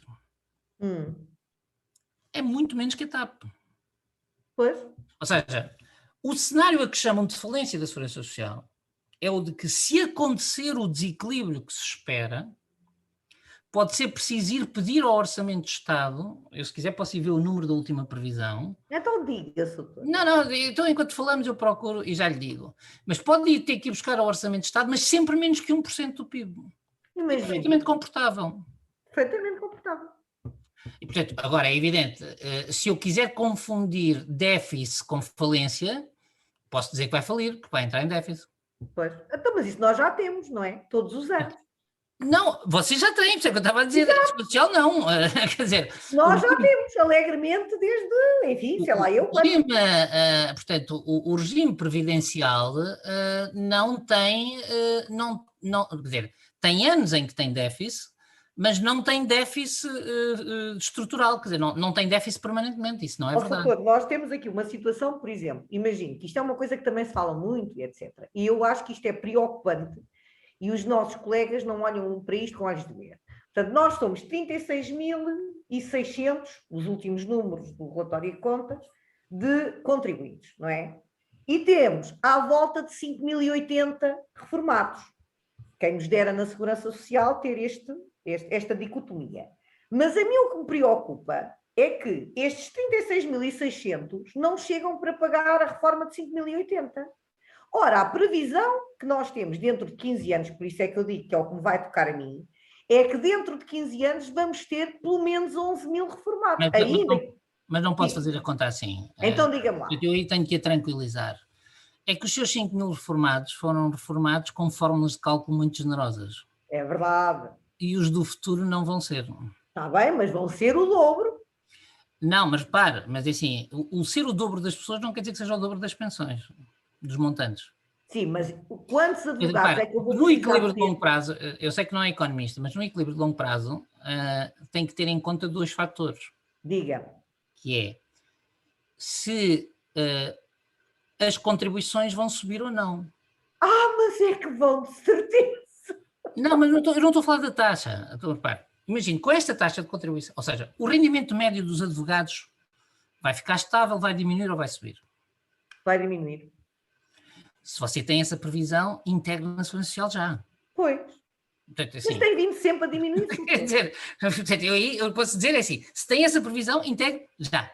Portanto, mas tem vindo sempre a diminuir, que a questão essa é a questão, é que os nossos projetos, porque o equilíbrio da Segurança Social a longo prazo, qual é a fragilidade da Segurança Social e da SEPAS?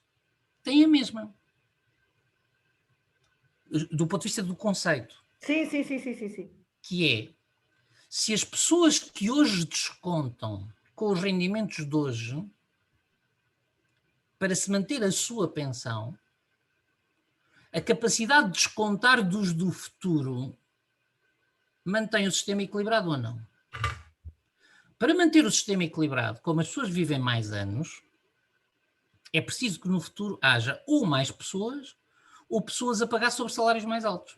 Ora bem, mas é isso que não tem aqui, porque o problema é esse, aliás. Eu não fiz nenhum estudo de sustentabilidade de longo prazo da SEPAS, não sei se existe, e portanto se existir terei todo o gosto em lê-lo, mas portanto é assim, isto tem técnicas, portanto há técnicas de previsão. Longo prazo. Longo prazo, isso para este efeito são sempre pelo menos 20 anos e idealmente 30. Pois, mas eles só têm a 15. Os estudos de sustentabilidade são todos a 15 anos.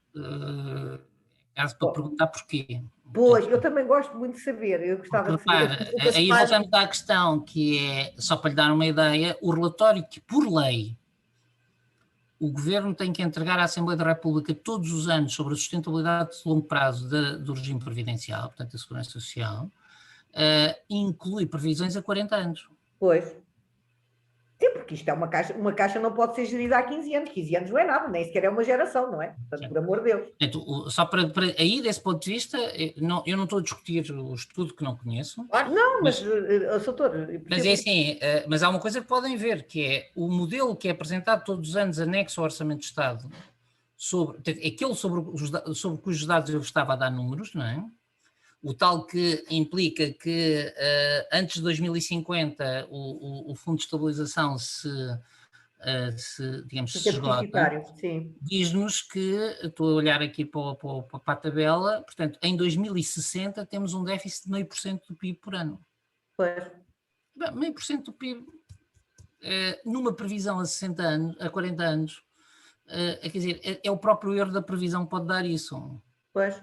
Só para lhes dar uma ideia, o primeiro estudo previsional em 1997 previa que em 2020 nós íamos ter um déficit de 1,6%. Tivemos um superávit de 0,8%. Ora bem.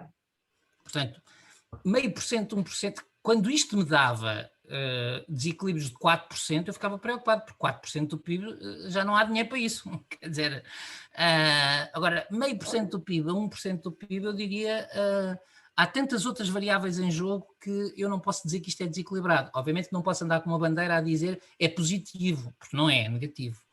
Mas quer dizer, não é um cenário de falência. E um equilíbrio até a 15 anos é confortável para os advogados que estão a reformar agora. Sim, mas, doutor... Não é para mais ninguém. Ora, está. Por isso é que eu digo, quando se acendem luzes vermelhas, é assim... Não, repara, o rácio receita-despesa ficar em média inferior a 1, que é o que me deram, não é? Portanto, ou seja, a receita ser inferior à despesa, Reparem, mas vocês só me falaram também, é verdade, das receitas correntes, ou seja, falaram das contribuições. Eu não sei qual é o lucro do património, quer dizer, qual é a O valorização do lucro do património. património tem que cobrir, eu não sei se é mais, se é menos, mas as contas são negativas, doutor, eles têm um desequilíbrio de 700 mil euros, se eu não me engano. É Pode mais haver de um meio milhão. desequilíbrio, ou seja, vocês no fundo estão a consumir património. Portanto, vocês já estão, ou seja, Há muito tempo, o que não me é de está a hoje. dizer, vocês já estão no sítio que a Segurança Social pensa não chegar antes de 2030. Exato, mas é que a questão é essa, porque já o ano passado, O relatório apresentado pela exato, o ano SEPAS, passado, o resultado das contas não foi negativo em 21, não foi, era 21, já não me lembro se era 21 milhões, não é 21 milhões, era outro número, porque eles valorizaram o património. Aliás, isso tem sido uma técnica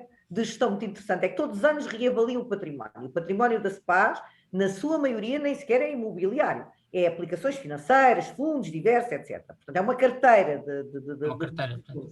e, portanto, obviamente que vai oscilando. E então agora com a pandemia, que alegria, não é? Portanto, todos nós sabemos o que é que aconteceu com os fundos. Portanto, isso é uma coisa que me tranquiliza muitíssimo. Aliás, e mesmo o património, como sabemos, as coisas não estão nada. Pois, quer dizer, vale o património tem esse problema, que é, por um lado está lá, por outro lado não sabemos o que é que vale daqui a 20 anos. Ora, exatamente. Agora, aquilo que nós também temos a certeza é de uma coisa. Neste momento, e isto começa alguns em 2015, em que vão aumentando muito, e até ali, o doutor nunca ouviu falar em problemas da SEPAS, havia, sim senhora, muita gente que não pagava, mas a maioria de pessoas como eu estávamos tranquilos, até porque sempre nos disseram que a segurança era muito grande, etc. Até que em 2014, 2015, surge aquilo, não, afinal isto e isso, então, o que é que me disseram até agora? Mas a questão aqui que se levanta é evidente que hoje em média, e o estudo do grupo de trabalho que foi formado aqui na Ordem dos Advogados, que é um estudo absolutamente meritório, pese embora não tenham feito um inquérito exaustivo, chegou-se à conclusão que, em média, os advogados ganham entre os 20 mil a 25 mil euros em média, daquilo que se viu por ano.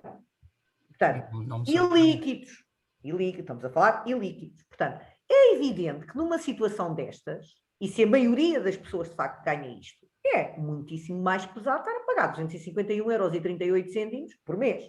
É enorme este desequilíbrio. Portanto, ou seja, o esforço financeiro que tem que fazer, se tiver em média, eu dou-lhe um exemplo, que é talvez mais fácil.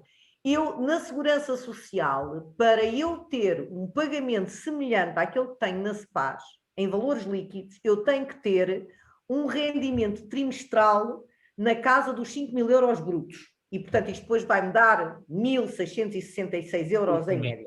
Ora, se ganha 1.666 euros em média, líquidos, e tem que pagar este valor de contribuição, é evidente que isto é um esforço grande, porque nós não pagamos só a Segurança Social é um esforço grande para toda a gente. Ou seja, ora, ninguém pensa que entrar na Segurança Social vai ser de borla. Não, doutor, mas é que eu na Segurança Social posso subir ou descer até 25%. Em função e tenho a garantia que se os meus rendimentos sobem e descem trimestralmente, eu aguento-me ali 3 meses, mas depois posso aliviar. Na SEPAS isso não acontece. Foi a solução que encontramos para impedir as manipulações, quer dos que estavam lá em cima e não pagavam, quer a situação desgraçada dos que estavam cá em baixo e não conseguiam ganhar. E, portanto, obviamente que também não podemos, quer dizer, os trabalhadores independentes, e, portanto, se os advogados deviam ou não ser trabalhadores independentes é outra questão, mas os trabalhadores independentes, obviamente, que têm que gerir alguma variabilidade do seu rendimento. Claro. Portanto, e o sistema deu-lhes isso, na SEPAS não tem, tanto que tem, inclusivamente ao doutor, que isto é engraçadíssimo. O doutor na Segurança Social, por exemplo, está de licença de parentalidade. Durante esse tempo não tem que pagar contribuições. Não, claro. Na SEPAS continua a pagar.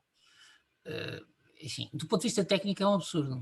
Claro, naturalmente. Agora, do ponto de vista do financiamento, do ponto de vista técnico, eu estou naquilo que nós chamamos de período de equivalência a contribuições, ou seja, se eu estou, porque a contribuição é sobre o meu rendimento, não é sobre a prestação que recebo.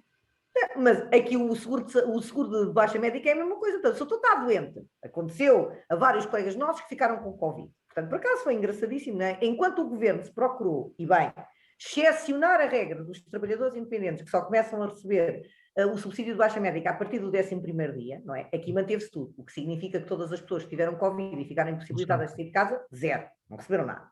Mas continuaram a ter que pagar. trabalhar. Aliás, eu estou convencidíssima que este seguro até foi instituído, que é para ver se a SEPAS garante. Eu não conheço, mas é um seguro? É um seguro? É um seguro, é um seguro. Em termos técnicos, isso não é segurança social. Mas claro que não, é que a questão é essa, o seguro está ali, portanto, as seguradoras visam lucro. A segurança social não existe para visar o lucro. Não quer dizer que não tenha, mas não é esse o objetivo. É isso que eu estava a dizer, isso é uma mudança de filosofia do sistema, porque, no fundo, isso é a criação de um seguro-doença. Tem uma vantagem, devo dizer, que é, eu posso poder ativar, não sei se posso, mas posso poder ativar a prestação do seguro-doença continuando a trabalhar. Sim, sim. Aliás, essa é uma das vantagens que toda a gente vê. Não se pode. Não. Temos que apresentar um atestado de incapacidade temporária de trabalho. Sim, tá bem, mas não é isso, mas ninguém vai verificar. Se tu estás a trabalhar em casa ou não. É que na Segurança Social mandam-lhe uma pessoa à casa. Exato, para saber. Mas a seguradora também nos obriga a prestar essa declaração de que não estamos a trabalhar. Mas é assim, quer dizer, do meu ponto de vista, quer dizer, tudo visto e combinado, quer dizer, a minha percepção sobre a questão da SEPAS é portanto, há um problema político. Sim. De modelo de sociedade e de modelo de segurança social. A existência da SEPAS é contra o espírito da Constituição de 76. Pronto. Mas este é um problema que os advogados podem dizer o que ela saber da Constituição de 76. Portanto, que foi, é bonito uma profissão jurídica dizer isso. Mas é por isso que eu começo por aqui.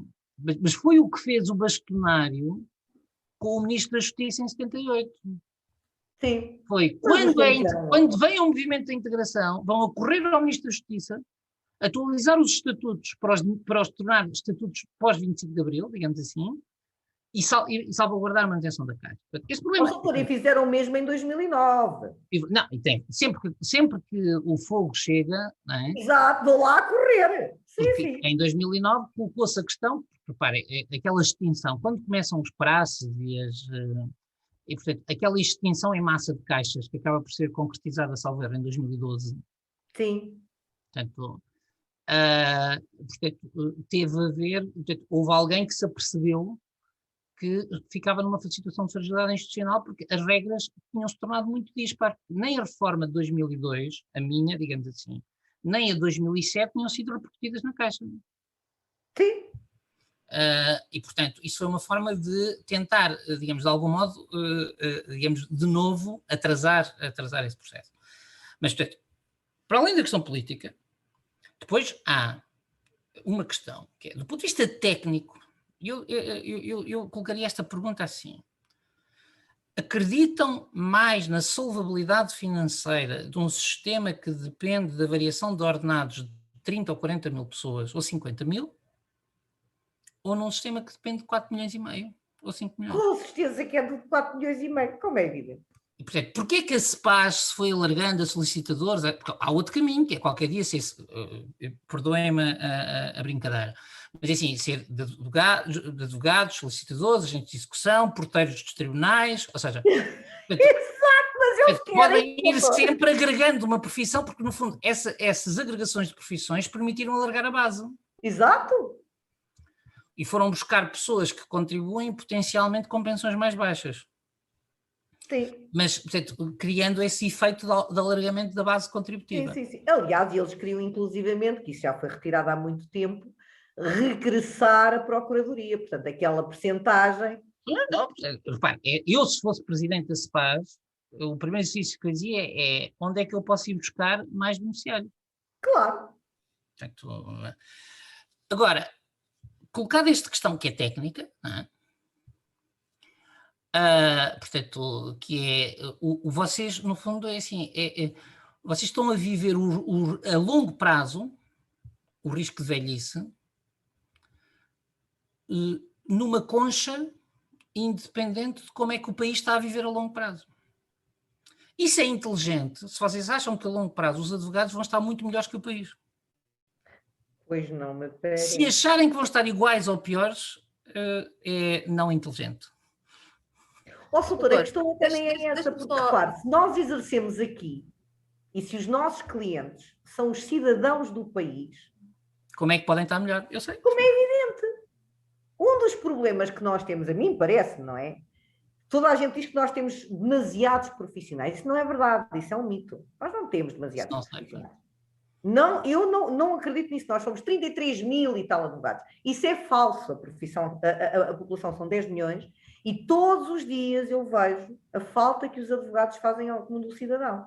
Os cidadãos não têm capacidade financeira, porque a justiça realmente é cara, é tributada de uma forma, a meu ver, excessiva. Não faz nenhum sentido que uma regulação de responsabilidades parentais se exija 612 euros a cada um dos progenitores para irem discutir isto a tribunal. Isto é uma coisa para mim que não entra na minha cabeça, o que significa que as pessoas se afastam. Portanto, se um trabalhador, em média, tem 1.200, 1.300 euros de salário, não tem capacidade para custear uma demanda, pagando as taxas e pagando a custa de um profissional liberal. E, portanto, ou tem acesso ao direito, e aí é praticamente o indigente, ou então não pode. E isto, naturalmente, que leva uma enorme talhada na advocacia. A pequena, e nós somos um país, o doutor está no ISCTE, sabe isso muito bem, em termos da malha empresarial deste país, mais de 90% é de PMEs, e depois dentro das PMEs, penso que é também já mais de 90% é micro.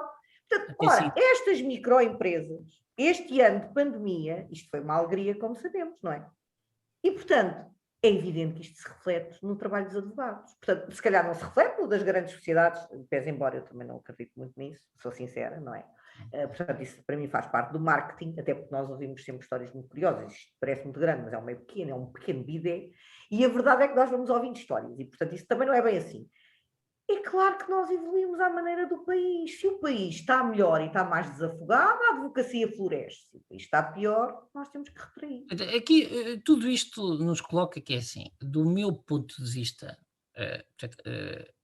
a razão histórica de haver uma CEPAS não é nada de especial, é que era assim com todos.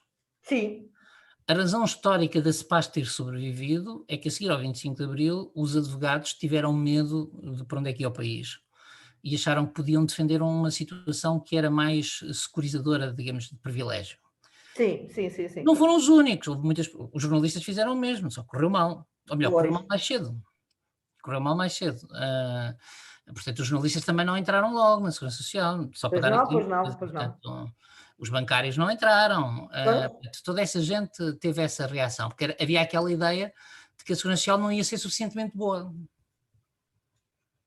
Que não respondeu. Hoje, qual é a razão para haver uma CEPAS autónoma?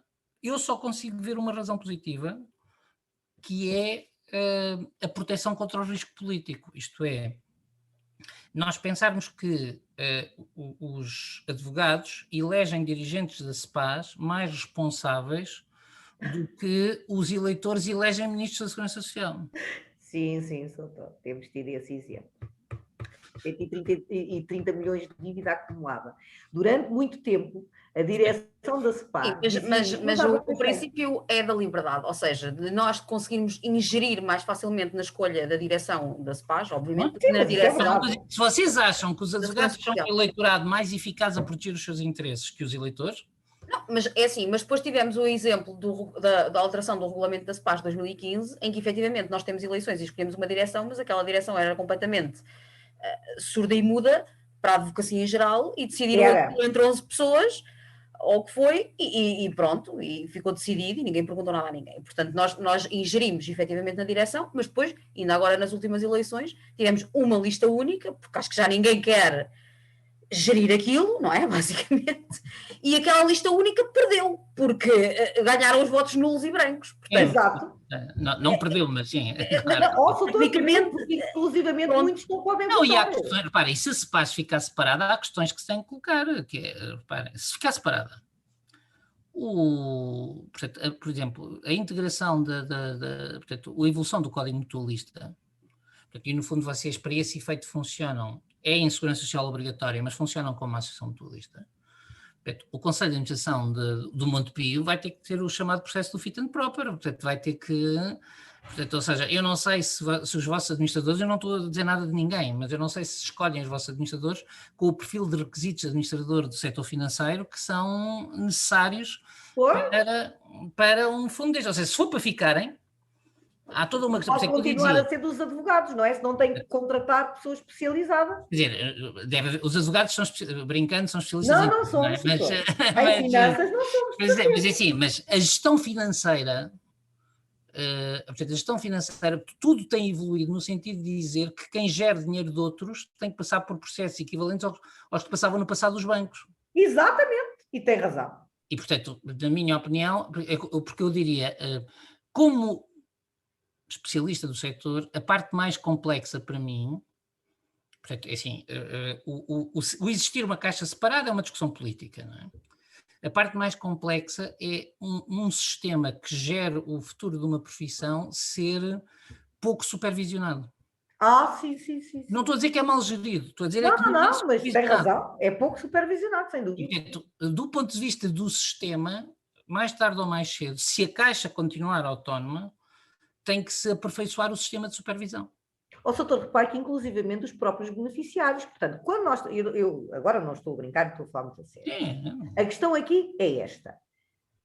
Durante estes anos todos, e mesmo a última alteração que houve no regulamento, é sempre feita sem discussão nenhuma com os advogados. Portanto, isto limita-se à direção, que supostamente é eleita pelas pessoas, mas depois, porque a maioria até nem pode votar porque tem dívida, não é? Começamos por aí. Portanto, é uma democracia que retira direitos quando não há dinheiro, quando a pessoa deve, portanto, não pode... A democracia era assim no século XIX. Exato. Está a ver como a gente chega lá. E depois nós decidimos, aliás, não vamos mais longe com a questão da exceção da Caixa. Portanto, quando em 2009 se fala em integrar tudo, eu por acaso sei isso porque um dia me disse o senhor bastonário que eu tinha feito, que eu ia ao matando, porque foram lá e pediram mais uma vez para ser excepcionado, mas não perguntaram à classe se queria. Nunca, aliás, perguntaram à classe se queria. E se calhar até tinham tido uma resposta positiva. É verdade, porque existe ainda muito esta ideia, a nossa caixa. A nossa caixa é uma caixa... E há uma geração de advogados, eu conheço advogados muito progressistas, que têm exatamente esse raciocínio do a nossa caixa. A nossa caixa. Nós, quando vamos para a profissão, ainda hoje alguém me dizia isto, eu aceitei as condições... Não aceitei, ninguém me perguntou se eu queria CEPAS, se não queria CEPAS, se eu achava bem a CEPAS, e mais ao setor, mesmo que eu tenha aceitado, eu sou advogado, eu agreguei-me em 2002 e comecei o meu estágio em 1999. A realidade que tenho hoje não é que tinha em 1999. Não, e volto a dizer, a tendência, não vou dizer tendência mundial, porque nunca há tendências mundiais, mas, no fundo, os outros países que tinham sistemas muito desagregados, por exemplo, Itália tinha um sistema, aliás, que foi o sistema italiano, que foi matriz do nosso, portanto, também unificou tudo. A unificação é uma tendência dos sistemas de segurança social. O que tem havido, por exemplo, agora se estivéssemos a discutir política, que não estamos, mas assim, por exemplo, os franceses tiveram uma solução que pode ser interessante, porque os franceses tornaram obrigatória a segurança social e obrigatórios os regimes complementares profissionais, mas obrigatórios. E aí, por exemplo, havia espaço para um regime complementar profissional dos advogados obrigatório. Mas eu já tentei fazer. O Código Contributivo não me permite, porque assim, eu já tentei fazer isso. Atualmente, o Código Contributivo é uma discussão que eu tive com algumas pessoas. O Código Contributivo meteu-se onde não devia, na minha opinião, porque o Código Contributivo devia ter mantido, ou melhor, isto já tinha sido feito antes, mas devia ter sido mantido o silêncio. Portanto, a partir do momento em que do lado da Segurança Social se diz os advogados não são, não é? Portanto, o Código Contributivo, ao excluir-vos, na prática institucionalizou o apartheid, digamos. E pronto, mas era o reconhecimento de uma situação de facto. Mas eu quando digo isto é assim, doutor, eu, por exemplo, se eu quiser inscrever-me na Segurança Social, na realidade eu posso, não é? Portanto, eu vou para a Segurança Social, porque eu considero, por exemplo, que na CEPAS não tenho o suficiente. Só que eu aí tenho que pagar de acordo com a totalidade da minha retribuição e sou obrigada a pagar os dois sistemas. Em termos técnicos, eu já tive esta discussão e já fui até um bocadinho acusado de ignorante, mas assim, em termos técnicos não pode. Se eu me inscrever como formadora, por exemplo. Mas é que isso, repara, não é a advogada que se está a inscrever. Não, é a não te inscreves como advogada. Portanto, assim, é que essa é a questão. Assim, a doutora Fernanda pode inscrever-se na Segurança Social se exercer uma atividade coberta pela Segurança Social. Exato. E pode Exato. dizer, a atividade coberta pela Segurança Social é gestora da minha sociedade de advogados. Exatamente. Mas não é a advogada, é a gestora da sociedade. Tem que pagar os dois lados. Tem que pagar dos dois lados e não integra. Portanto, é como se estivesse em dois mundos paralelos. E, portanto, lá ver, o que está a dizer, só, do ponto de vista técnico, eu também pago em dois lados. Sim. Porque eu pago como trabalhador por conta de outra, porque sou professor e sou sócio-gerente de uma empresa, pago como sócio-gerente. Sim. Agora, eu pago em dois lados para o mesmo regime, mas também pago em dois lados.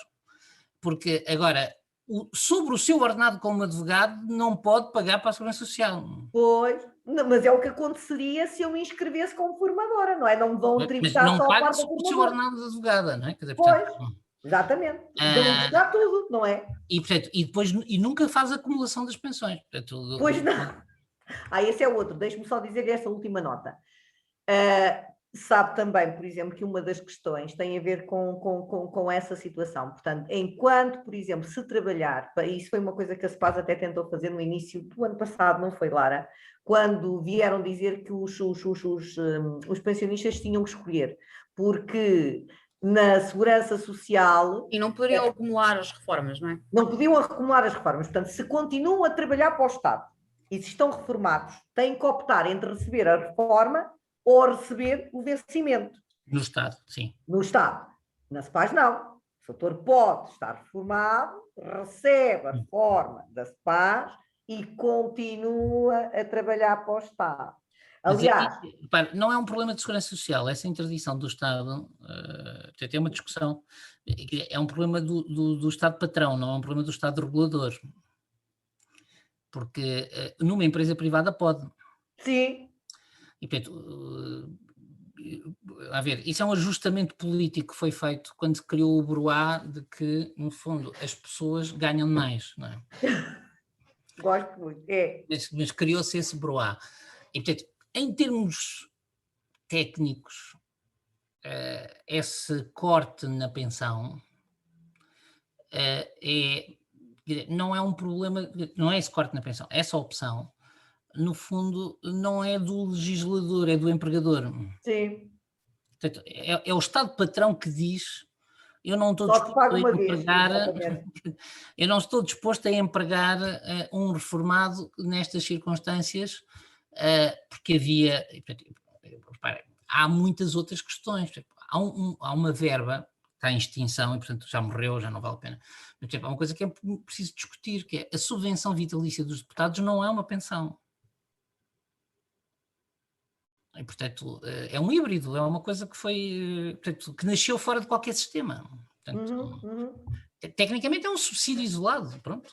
Portanto, não está reformado, não é? Aquilo não é uma reforma. Não, aquilo não é uma reforma, portanto, não é uma reforma, não é contributiva, não está, digamos, ou seja, portanto, aquilo tinha uma história, portanto, agora, mas eu só estou a pensar, portanto, mas começou-se a colocar esta questão, que era possível, que era eu ser um deputado aposentado, um deputado com subsídio mensal vitalício, advogado aposentado com pensão, nomeado para diretor-geral e ganhar as três coisas. Exato. Então, mas é o que acontece aqui com a SEPAS. Portanto, ou seja, continua, pode estar reformado, pode trabalhar para o Estado e pode continuar a exercer a advocacia. E isso é um dos motivos pelos quais não querem acabar a SEPAS. Também. É assim, quando os sistemas são... Minoria, quando os sistemas são incoerentes e nós geramos um sistema incoerente, há pessoas que prejudicam e há pessoas que beneficiam. Mas normalmente a minoria é que é sempre beneficiada. Sendo certo, também normalmente os beneficiários são minoria, porque se são maioria não é sustentável. E, ora! Dá nas vistas e cria problemas. Mas a maioria quando começaram a ganhar algum peso, veio o regulamento de 2015 e passámos de 17% para 24%. Exato. Pronto. Exato. E sobre rendimentos que não são os reais, são. Já aquela questão que é, se entrarem na Segurança Social, a taxa não desce. Pois não. Também não se é 21,40 ou que é, não é? Está bem, mas assim, não é relevante a descida, não é? Quer dizer, não é... Não, o que é relevante é a variação do rendimento. Relevante é a alteração do cálculo da contribuição relativamente aos rendimentos. E é relevante a alteração das coberturas. Sim, e além disso, dos isso benefícios nem que se fala. tira. Clara, Doutor, já são quase 9 Os meus horas. filhos já me devem estar ali a rogar pragas. Começou por dizer uma coisa muito interessante e que depois se perdeu ao longo da conversa, e para terminarmos, que é eu sou a favor da integração da CEPAS. E eu convidava o doutor a dizer-nos assim de uma forma breve e para terminarmos, porquê? Eu sou a favor por 3 razões. Uma é de modelo de sociedade. Eu acredito que é mais correto ter uma segurança social em que todos os trabalhadores, independentemente do seu nível de rendimento, da sua profissão, põem em comum os riscos sociais, e portanto que isso é mais eficaz do que certos grupos que se julgam a si próprios privilegiados num certo momento se dessolidarizem desse tecido social, e portanto seria sempre a favor. E ao fazê-lo estou no espírito da Constituição de 76, ao contrário da existência da CEPAS. Sou a favor por uma segunda razão, que é de sustentabilidade. A CEPAS é e será um sistema pequeno. E sendo um sistema pequeno, é um sistema vulnerável a tempestades na profissão. A grande vantagem da segurança social geral é que se um certo grupo profissional entra em convulsão, beneficia de outros grupos profissionais que não estão em convulsão. Portanto, a sustentabilidade do sistema depende da saúde do emprego a nível geral. A existência de uma pequena caixa separada faz a sua sustentabilidade depender da saúde de uma só profissão, de um só setor de atividade, e isso fragiliza a caixa. Em terceiro lugar, sou a favor porque a história demonstrou que a segurança social gerida no país se adapta mais à evolução dos riscos sociais. Portanto, quando a CEPAS foi criada, o facto de ter só pensões não era anormal, era a normalidade do país. Mas isso era a normalidade do país do fim dos anos 40 do século XX. exatamente. Nos 80 anos seguintes, a segurança social foi evoluindo, foi cobrindo novos riscos, foi se adaptando às transformações familiares, às transformações das dinâmicas, e a Caixa demonstrou que sem pressão externa não o faz. Portanto, é um sistema que também não se atualiza. E para mim estas são as três grandes questões que levam a dizer que é melhor ter um sistema unificado e único, como defende a Constituição de 76.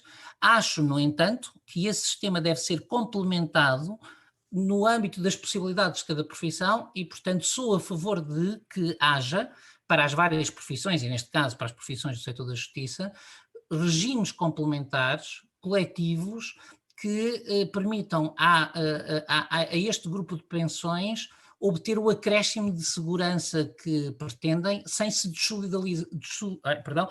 dessolidarizarem do resto do país. Sim, senhor. Doutor, muito obrigada pela sua participação. Acho que foi muito conhecimento, obviamente, não é? Não há forma de dizer as coisas de outra maneira. É impressionante o seu conhecimento acerca deste assunto, e penso que foi esclarecedor, pelo menos das maiores questões que são levantadas pelos colegas em discussão relativamente a este assunto. Esperemos que tenha sido esclarecedor para todos os que nos ouviram. Agradeço mais uma vez a sua disponibilidade, a sua presença, e tenho a certeza que voltaremos a este assunto, porque lá está, há de ser um processo longo, certamente. Eu digo que se voltarmos a este assunto é muito bom sinal. É verdade. Exatamente. E se calhar temos que o contratar para nos defender, doutor. Eu não sou advogado, não posso defender. Não faz mal, mas está muito segurança. Seria procuradoria ilegal, acho que é assim que se chama, não é? Exatamente, é o nosso negociador. Muito obrigada, boa noite. Mais uma vez, muito boa noite a todos e obrigada a todos que estiveram connosco.